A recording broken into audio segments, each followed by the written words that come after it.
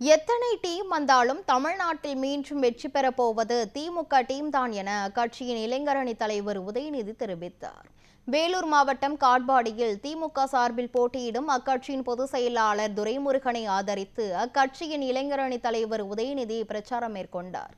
அப்போது பேசிய அவர், காட்பாடி தொகுதியில் பல்வேறு நலத்திட்டங்கள் நிறைவேற்றப்பட்டு உள்ளதாகவும், துரைமுருகன் மீண்டும் வெற்றி பெற்றால் எண்ணற்ற பல திட்டங்கள் கொண்டுவரப்படும் எனவும் தெரிவித்தார்.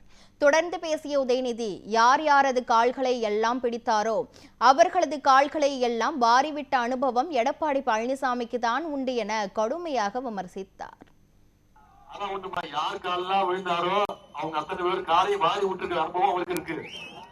தமிழ்நாட்டுடைய உரிமைகள் அனைத்தையும் டெல்லிக்கு அணுகு வச்ச அனுபவம் எனக்கு கிடையாது. இந்த அனுபவம் எல்லாம் எடப்பாடி பழனிசாமி இருக்கு.